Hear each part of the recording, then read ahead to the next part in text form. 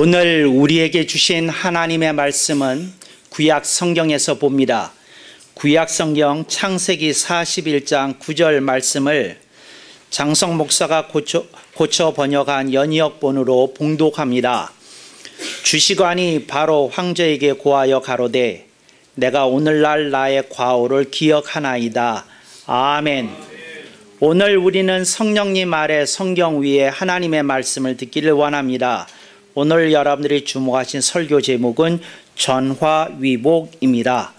오늘 설교는 장성 목사가 행했던 수많은 설교 가운데 가장 주춧돌이 되는 설교 중에 하나이라는 걸 여러분에게 먼저 말씀드리고 싶습니다. 누가 장성 목사에게 묻기를 당신의 신학은 무엇입니까? 당신의 신앙은 무엇입니까? 하고 물어본다고 한다면 아직까지 물어본 사람이 별로 없는데 그런다면 저는 이렇게 대답할 것입니다. 예, 제가 영향을 받고 기축으로 삼고 있는 사상이 세 개가 있습니다. 첫째는 개혁주의 사상입니다. 둘째는 신명기 사상입니다. 셋째는 전화위복 사상입니다. 이렇게 얘기할 것이라는 것입니다.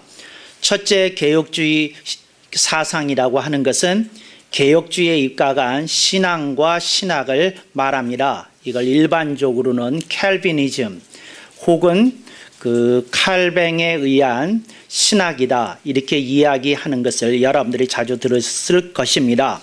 그렇지만 칼빈 신학이라는 말을 저는 별로 좋아하지 않고 그 아름다운 개혁파 전통 속에 서 있는 사상, 개혁주의 신앙과 신학을 개혁주의 사상이라고 부르면서 저는 이것이 성경을 해석하는 가장 중심축으로 사용하고 있다. 이걸 여러분들에게 고백드립니다. 두 번째 제 마음을 움직인 성경의 사상이 있는데 그건 신명기 사상입니다.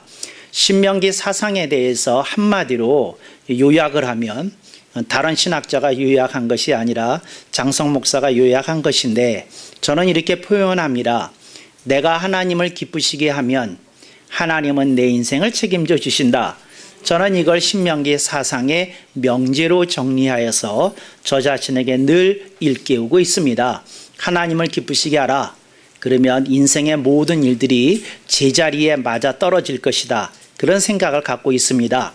이걸 신명기 사상이라고 부르는 이유는 이스라엘 민족이 멸망하여서 국가가 멸망하여서 바벨론 포로로 갔을 때 그들이 우리가 어쩌다가 나라가 멸망했는고 우리가 어쩌다가 포로가 되었는고 생각을 하다가 저들이 잊어버렸던 신명기의 말씀을 거듭 가슴에 새기면서 그들이 신앙의 부흥과 회복을 이끌었고 그것이 저들의 국권에 회복하는데 영향을 주었다 하여 생긴 그 신앙과 신학을 그 신명기 사상이라고 부른다. 이제 이렇게 여러분들이 이해하면 좋겠습니다. 세 번째 전화위복 사상은 오늘 설교 제목이기도 하지만 중요한 건 제가 그 성경을 이렇게 유심히 연구하다가 이것이야말로 그 일상생활 속에서 우리들이 그 겪게 되는 여러 가지 문제들과 어려움에 대한 하나의 가이드라인이 될 수 있겠다 싶어서 제가 가슴에 담고 있는 것입니다. 창세기 41장 9절에 보면 제가 주시관이라고 번역한 단어가 나옵니다. 이걸 개역 성경은 술 맡은 관원이라고 하였습니다. 술 맡은 관원이라는 번역, 훌륭한 번역인데 저는 이것이 좀 용어 같지가 않기 때문에 저는 용어로 번역하였습니다. 술 주자, 섬길 시자, 그 다음에 관리 관자, 그러니까 술로 시종을 두는 관리다. 그래서 주시관이라고 번역하는 게 왠지 술 맡은 관원이라고 하는 것보다 이게 정식 술 맡은 관원 그러면 정식 그 직명 같지가 않거든요. 그래서 고쳐 번역했다 이렇게 이해하면 되겠습니다. 그 바로에게는 주시관이 있었는데 주시관이 뭘 하는 사람이냐면 임금이 마실 술을 미리 감별합니다. 감별의 목적이 두 가지가 있습니다. 하나는 임금님이 드실 만한 최상품의 그 술이 맞느냐 하는 걸 점검하는 역할을 하고요. 두 번째 역할은 이 술에 독이 들어갔느냐 안 들어갔느냐 하는 걸 감별하는 역할을 합니다. 그래서 늘 임금님에게 올려드리는 술병에 든 술은 주시관이 먼저 조금씩 맛보고 그 다음에야 임금님에게 올려지는 그 임금의 건강과 임금의 보안을 책임지는 그런 사람이었다, 이렇게 생각하시면 되겠습니다. 그런데 이 주시관이라는 자리가 단순히 술만 맡은 사람이 아니고 이 사람의 학술의 경지가 드높아야 됩니다. 그러니까 임금이 어떤 경제 문제에 대해서 논을 하자면 거기에 대해서 이렇게 대답을 해줄 수 있어야 되고, 정치, 군사, 사회 이런 것에 대해서 이 사람이 늘 식견을 가지고 그 국내외 정세를 살피면서 이렇게 대화를 나누는 사람이 주시관에 임명이 되었다. 이걸 기억하면 좋겠습니다. 그래서 주시관을 그 중국 삼국시대로 옮겨서 보면 삼국시대에 나타나는 책사들이 이 주시관의 역할을 또 했다, 이렇게 여러분들이 생각하시면 좋겠습니다. 그랬는데 이 주시관이 바로 황제에게 얘기합니다. 제가 옛날에 감옥에 들어가 있었을 때가 있었지 않습니까? 그랬을 때에 그 감옥 속에서 제가 신기하고 신비로운 체험을 안겨준 청년이 있었습니다. 이름이 요셉이라고 합니다. 그가 저희 두 사람이 그 꿈을 꾸었는데, 빵을 굽는 관원과 술을 맡은 관원 저희 두 사람이 각자 꿈을 꾸었는데, 그 꿈의 해석대로 저는 복직이 되었고 한 사람은 사형을 당했던 일이 있습니다. 근데 이러면서 그 사람이라면 바로 황제께서 꾸었던 그 꿈을 그 해석해 줄 수 있는 유일한 사람이지 않은가 싶습니다 하고 얘기를 합니다. 그래서 여러분, 뒷얘기는 여러분이 아시는 대로 요셉이 바로 앞에 나와서 꿈을 듣지도 못했던, 알지도 못했던 꿈을 바로께서는 이러이러한 꿈을 꾸셨습니다. 꿈을 꾼 얘기를 하고, 그 다음에 그 꿈에 대한 해석은 이렇습니다. 그리고 꿈을 해석해서 이렇게 신령한 사람을 내가 만나본 일이 없다. 그래서 이제 바로가 즉시 임명하여서 바로 제국을 다스리는, 이집트 제국을 다스리는 국무총리에 올랐던 일을 기억합니다. 근데 여기서 중요한 건 요셉이 감옥에 들어가는 과정입니다.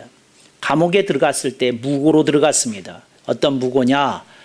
일종의 성폭행범의 이렇게 누명을 쓰고 감옥에 들어갔습니다. 뭐가 왔습니까? 화가 임한 겁니다. 화가 임한 겁니다. 그랬는데 요셉이 감옥 속에서 원망과 분노를 키운 것이 아니라 만사에 하나님의 뜻이 있다. 내가 하나님을 기쁘시게 하고 하나님을 섬기면서 사는 것이 내 길이다. 그리고 묵묵히 성실히 자기의 길을 갔더니 자기에게 기회가 왔다는 겁니다. 그래서 요셉의 인생이 우리들에게 보여주는 어떤 한마디 큰 울림이 있습니다. 그 울림이 뭐냐? 전화위복입니다. 전화위복이 뭐냐? 화가 변하여 복이 된다 하는 이야기입니다. 여러분들이 화가 변하여 복이 된다 하는 걸 여러분들이 좀 새기실 수 있기를 바랍니다. 저는 오래전에 이 전화위복 사상이 제 가슴속에 들어왔어요. 그래서 예를 들자면 어떤 안 좋은 일이 생기면 저는 저 자신에게 이렇게 얘기합니다. 하나님이 무슨 복을 주시려고 이 일을 허락하셨을까? 이렇게 생각합니다. 그러니까 이런 귀한 문장을 좀 써놓고 여러분이 생각해 보실 수 있길 바랍니다. 그러니까 소위 말하는 속칭, 재수 없는 일, 불운한 일, 좀 골치 아픈 일, 복잡한 일, 그냥 풀기 어려운 일, 속상한 일, 속 터지는 일, 뭐 이런 게 생기면 저는 스스로에게 이렇게 얘기합니다. 하나님이 어떤 복을 주시려고 이런 일을 내게 허락하셨을까? 이렇게 생각합니다. 근데 이렇게 생각하면 좋은 일들이 그것을 통해서 얻어지는 것을 체험합니다. 제가 체험했던 일 중에 여러분이 가장 잘 아시는 얘기 아시죠? 제가 빌라에 살고 있을 때인데 우층에 있는 사람이 그 일종의 알코올 중독자예요. 그래서 밤중에 혼자 술을 마시고 이 사람의 취미 생활이 뭐냐면 술을 마신 다음에 하는 일이 뭐냐면 벽에다가 못을 박는 겁니다. 그런데 그 한밤중에 꼭 12시 넘어서 못을 박습니다. 못을 탁탁 하고 박는데 그거를 뭐 1시간씩 그걸 박습니다. 그런데 이걸 하루만 하는 게 아니고 하루하고 이틀하고 3일하고 그거 매일 합니다.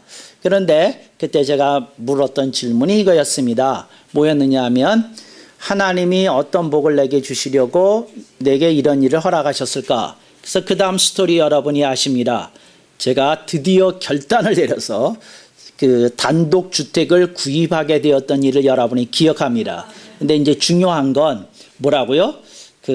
그분이 저의 계획 속에는 한 1년 뒤에 집 사는 거였는데 그 좀 이상한 분이 윗집에 사는 덕택으로 저는 1년 빨리 집을 이렇게 구입하는 일이 있게 되었다 한다는 걸 여러분들이 기억하시기 바랍니다.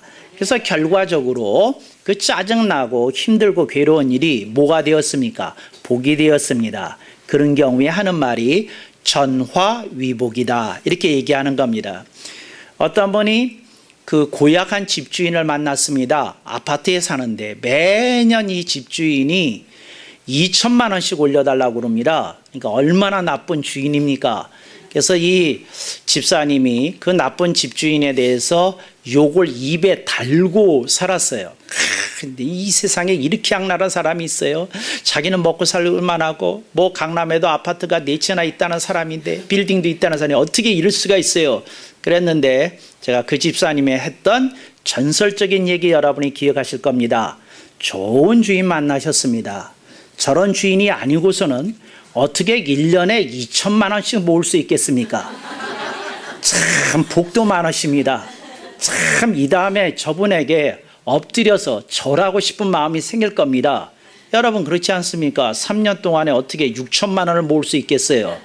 이렇게 나쁜 주인이라고 생각했지만 사실은 하나님이 그분에게 천사를 보내신 겁니다. 얘야, 돈 좀 빨리 모으자. 쓸데없는 일에 돈 쓰지 마라. 마음 두지 마라. 아껴서 그냥 집 보증금만 넓혀놔라. 이게 다 네 거 되는 거다. 주님은 이런 뜻이 계셨는데 이분은 그냥 마음씨 나쁜 주인만 보시고 그 배후에서 역사하시는 하나님의 손길을 느끼지 못했다 하는 거 여러분들이 가슴에 새기실 수 있기를 바랍니다. 우리 교회 최근에 등록하신 분 가운데 뭐 프로방스라는 커피숍을 운영하는 분이 계신 거 아십니다. 제 생각에 이 프로방스가 아주 장사가 잘 됐으면 저희 교회에 오지 못했을 겁니다. 너무 바쁘셔서, 너무 해피하셔서 저는 예수님 없이도, 저는 교회 없이도 편안히 인생 잘 살 수 있습니다. 이렇게 얘기하셨을 겁니다. No, thank you. 이렇게 얘기하셨을 것입니다. 근데 이분이 마음이 왜 동하셨느냐? 마음에 갈망이 생겼고 인생의 뜻이 무엇인지 알아보고 싶다는 생각이 들었습니다. 어떻게 되었을까요? 화가 변하여 복이 된 케이스라 아니할 수 없습니다. 그래서 여러분들이 이것에 대해서 좀 생각을 해보는데 이랬더니 여러분들이 이런 질문이 생길 것 같아요. 목사님 그러면 어떻게 되는 겁니까? 어떻게 화가 변하여 복이 되는 겁니까? 여러분들은 전능하신 하나님의 경륜과 섭리를 믿어야 됩니다. 그게 뭐냐면 하나님이 내 인생을 그냥 망가뜨리기 위해서만 이 일을 내게 허락하시지는 않았을 것이다. 하나님의 어떤 뜻이 있으실 것이다. 그런 믿음을 여러분이 가지실 수 있길 주님의 이름으로 축원합니다. 네, 그러지 않으면 이렇게 됩니다. 여러분이 느꼈던 기분 나쁜 일은 계속 기분 나쁜 일로만 남을 겁니다. 여러분이 겪었던 험한 일은 험한 일로만 남을 겁니다. 여러분이 겪었던 상처되었던 일은 상처로만 남을 겁니다. 그런데 여러분들이 이 배후에 있는 하나님의 뜻을 알고자 하고 찾고자 할 때에 여러분의 인생에 새로운 문이 열려지게 되는 겁니다. 그러니까 여러분들이 인생에 대해서 하나님이 내 인생에 대해서 개입하고 계시고 내 인생을 주재하고 계시고 내 인생의 길을 열어주시는 분이라는 그 의미를 가슴에 새기실 수 있기를 바랍니다. 어떤 분이 그 온몸에 근육의 고통을 겪고 살았어요. 그러니까 그 온몸에 그 고통이 나는데 그 근육이 주는 그 고통이기 때문에 말로 다 할 수 없고 쑤시고 결리고 다 아파서 이렇게 힘들어서 견딜 수 없었어요. 그래서 이분이 무슨 사이트에 갔더니 교회를 험담하는 사이트가 있답니다. 그래서 사이트에 가서 그랬어요. 뭐라고 글을 썼는데 뭐라고 글을 썼느냐 하면 이렇게 썼답니다. 뭐냐면 나는 온몸이 삭신이 쑤시고 아프고 결려서 죽겠는데 목사님은 내내 한다는 소리가 범사에 감사하라, 늘 기뻐하라, 뭐 이딴 소리나 해야 된다고. 내가 정말 설교를 듣는데 쌍욕이 터져 나오더라고. 당신도 좀 이런 병에 걸려보시고 그딴 소리가 나오는지 하면서 그렇게 이제 이렇게 썼어요. 그랬는데 어느 교회 목사님이 이 엔티 기독교 사이트를 이렇게 저거 하다가 이제 그 글귀를 이렇게 가끔 방문하시는데 그 글귀를 이렇게 접한 거예요. 그런데 뭐라고 써 있느냐면 이 말에 대해서 할 말이 있으면 하세요. 이제 그런 식으로 이렇게 썼다고 그래요. 썼다고 그랬는데 이 목사님이 이제 그 설교하신 목사님 같지는 않아요. 근데 그 목사님이 댓글을 달았답니다. 근데 그 댓글이 참 의미 있어요. 뭐라 그러냐면 그렇게 고통을 겪으면서 계속 사시려면 그렇게 사십시오. 그렇게 욕설을 쏟아내면서 앞으로도 계속 살려면 계속 그렇게 사십시오. 앞으로도 계속 원망과 분노와 저주를 품고 살려면 계속 그렇게 사십시오. 사십시오.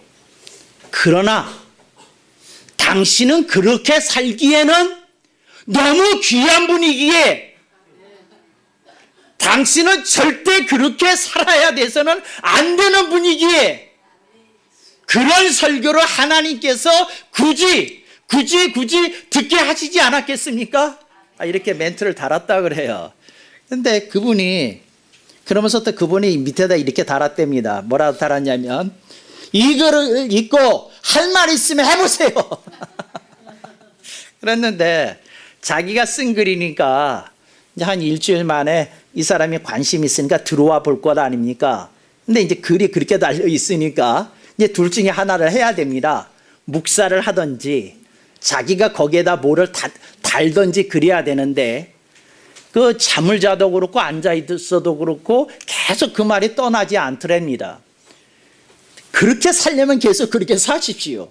근데 당신은 절대 그렇게 살아서는 안 되는 귀한 분이기에 그런 말을 들었지 않겠습니까? 하는 말이 계속 울리더랍니다. 참 목사님들 중에 이런 지혜 있는 분이 있다는 것이 굉장히 반갑습니다. 그러니까 여러분 인생을 살 때 여러분이 이걸 기억하십시오. 당신이 말하는 짜증나는 일 맞습니다. 당신이 화난다는 일, 화난다는 일 맞습니다. 당신이 너무 감당하기 어렵다는 일, 감당하기 어려운 일 맞습니다. 근데 저는 심플하게 이렇게 묻겠습니다. 계속 그 상태로 머무르시기를 원하십니까? 계속 그렇게 사시기를 원하십니까? 아니지 않습니까? 왜 아멘 엄마 머리 안 나올까요? 이게 절대 아니지 않습니까? 근데 그렇다면 다른 길로 넘어가야 되는 줄로 믿습니다. 이게 뭐냐면 이게 요셉에게 일어났던 일입니다. 요셉이 감옥에서 생각합니다. 내가 누명을 쓴 거 맞다. 내가 억울한 거 맞다. 내가 원망과 분노와 저주를 품을 만하다. 그거 다 맞다. 그런데 내 인생은 그렇게 멈추기에는 너무 귀한 것 아니냐. 그 생각을 요셉이 했다고 저는 믿습니다. 그러기에 요셉은 감옥 속에서도 새로운 인생을 펼쳐서 살 수 있었다는 것입니다. 그래서 여러분, 과거가 여러분을 죽이게 만들지 마십시오. 여러분의 실패가 여러분을 실패에 묶어두게 하지 마십시오. 여러분이 겪었던 상처가 여러분을 영원히 상처라는 지옥에 머물게 하지 마십시오. 여러분들이 하나님이 나한테 이런 걸 허락하셨을 때에는 다른 뜻이 있지 않을까? 하나님이 나에게 무언가 주시는 메시지가 있지 않을까? 여러분들이 이렇게 생각을 할 때에 하나님의 놀라운 섭리가 여러분에게 찾아들고 여러분의 눈이 떠지고 여러분에게 새로운 세상이 펼쳐 보이게 되는 줄로 믿습니다. 어떤 분이 이혼을 하게 됐는데 그 참 기가 막히더래요. 그게 뭐냐면 그 집안 식구들이 반대를 하는 걸 무릅쓰고 이제 3년 연애를 해가지고 결혼을 했는데 결혼한 지 딱 3년 만에 그 남편이 원수로 변한 거예요. 남편이 원수로. 그래가지고 자기가 생각을 해봤대요. 이 세상에서 그 내가 제일 사랑했던 사람이 누구냐? 남편 000. 지금 3년 후에 결혼 후 3년 후에 이 세상에서 내가 가장 죽이고 싶을 정도로 미워하는 사람이 누구냐? 000. 이러더래요. 그래서 너무 인생이 처량해서 혼자 차를 몰고 아무도 없는 산에 가가지고 등산을 혼자 해가지고 그 구석에 가가지고 쪼그리 앉아서 산 아래를 내려다보면서 울었답니다. 막 우는데 이런 음성이 들렸대요. 바람이 부는데 이런 음성이 들렸대요. 뭐 이렇게 음성이. 저는 이런 바람이 여러분에게도 좀 불었으면 좋겠어요. 그게 뭐 부는데 그 바람 속에 뭐라 그러냐면 너는 어째서 너를 붙들지 않고 000 그 원수 같은 남자 이름입니다. 000을 붙들고 있느냐? 너를 붙들어야지. 왜 원수를 붙들고 지내냐? 네가 네 모습이 원수처럼 변하는 거 아니야. 너를 붙들어야지. 이런 음성이 들리더랍니다. 그래서 이분이 울다가 울음을 그치고는 이게 누가 한 말이야? 그리고 사방을 둘러보는데 아무도 없잖아요. 그런데 그 순간 이 생각이 들더라는 겁니다. 그래, 내 인생이 여기에 멈추면 안 되는 거지. 내 생각과 감정이 여기에 머무르면 안 되는 거지. 그런 생각이 들더랍니다. 그래서 그리고 산에 내려온 다음서부터는 원수가 아직 이혼하지 않았으니까 같이 살 거 아닙니까? 원수가 있든지 말든지 그 연습을 했답니다. 뭘 했더냐면 원수와 같이 살면서 행복한 사람은 원수 없이면 갑절로 행복할 거다. 그래서 이분이 연습했답니다. 그러니까 원수와 살면서도 이렇게 행복하려고, 행복하고 이렇게 살려고 이렇게 연습을 했더니 남편이 이렇게 보는데 이 사람이 너무 변했잖아요. 뭘 변했는데 짜증내고 자기 보기도 원수처럼 하고 뭐하고 하던 사람이 자기와 상관없이 어떤 상태로 이렇게 변한 걸 안 거예요. 그래서 남편이 이제 이혼 얘기를 하자고 그러면서 앉았는데 남편이 물어보더랍니다. 뭐라고 물어보냐면 내가 보니까 당신 좀 변했다. 그 며칠 전서부터 변했다.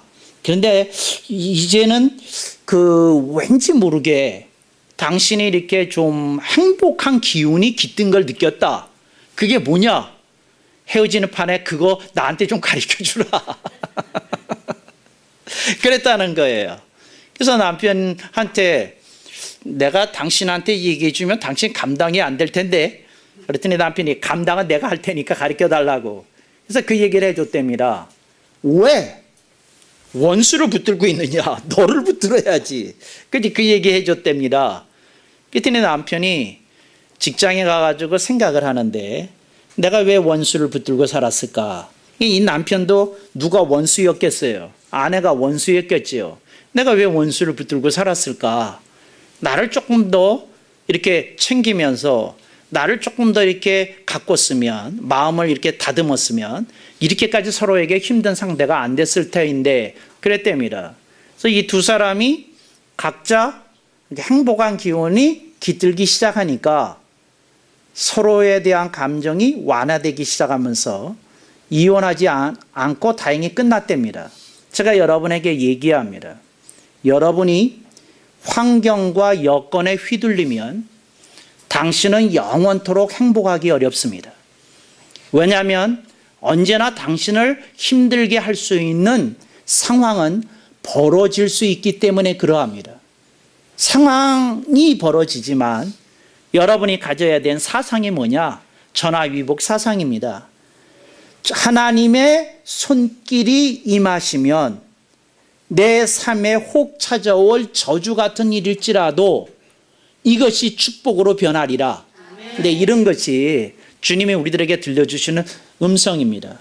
누가 너희들을 향하여 욕하고 핍박하고 너희들을 행하면 너희들이 기뻐하라. 너희들이 하늘에서 상급이 크다. 주님 말씀하십니다.